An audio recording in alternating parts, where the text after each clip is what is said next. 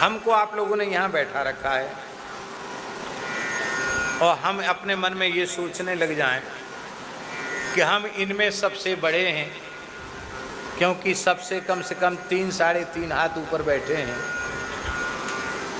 तो हम बुद्धिमान माने जाएंगे कि मूर्ख माने जाएंगे।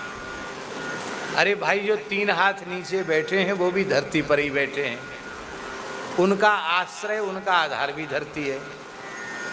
और हम 3 हाथ ऊपर बैठे तो भी तो हम धरती पर ही टिके, आसमान में थोड़ी लटक रहे हैं, हम भी धरती पर ही हैं।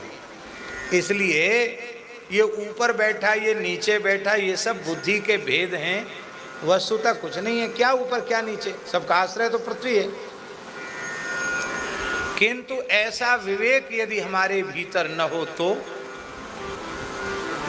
तो तब तक तो हम इनको आपको सहन करेंगे जब तक आप वहां बैठे हैं, और आप हमसे हमारी खोपड़ी के ऊपर बैठने के लिए तैयार हो जाएं, तो हम जब अपने को ही सबसे बड़ा महामहिम मान करके बैठे हैं, तो हम ये क्यों सहन करने लगे कि हमसे आगे कोई चला जाए। यही बात देवता सोचते हैं कि हमने इतनी कठोर तपस्या किया, जप किया, यज्ञ किया, और हमने इतने बड़े बड़े व्रत अनुष्ठान किए, दान पुण्य किए, तब हम स्वर्ग तक गए, और वो भी हमारे पुण्य भोग के लिए स्वर्ग में व्यवस्था है। क्षीणे पुण्य मर्त्य लोकम विशंति, पुण्य क्षीण होने पर धरती पर आना पड़ेगा। और ये जो है ना, ये जीव, ये धरती का मनुष्य भगवान की भक्ति करके भूवर लोक, फिर स्वर्ग लोक, फिर महर लोक, फिर जनलोक, फिर तपलोक, फिर सत्यलोक, और सत्यलोक का भी अतिक्रमण करके भगवान के वैकुंठ को जाना चाहता है, जहां जाने के बाद लौट के नहीं आना पड़ता। तो उनको भारी ईर्ष्या होती, जलन, ये बिल्कुल न जाए, बिल्कुल न जाए, वो पीछे पड़ जाते हैं।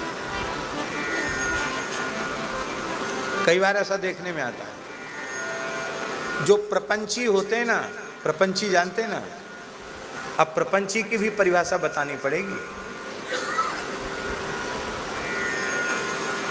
भजन स्वाध्याय सत्संग छोड़कर जिसकी सब कामों में रुचि हो वही प्रपंची है, और सब काम जैसे तैसे कर लेता हो, पर भजन सत्संग और संकीर्तन में, साधन में जिसकी रुचि है वो प्रपंची नहीं है, वो सावधान है।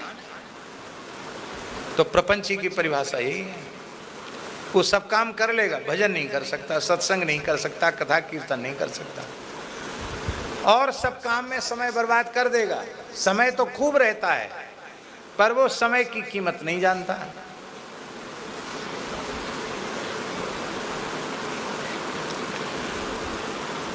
तो ये जो प्रपंची लोग हैं ना, खूब ठूस ठूस कर दिन में 2 बार 3 बार 4 बार खाने वाले, देर रात तक जगने वाले, और फिर 8 बजे 9 बजे 10 बजे तक भी सोने वाले, सूर्य की गरम गरम किरणें शरीर पर पड़े तब जगें, ऐसे लोगों के माथे में भी दर्द नहीं होता, न पेट खराब, ना माथा खराब, ना हाथ पांव खराब, ना आंख नाक कान खराब।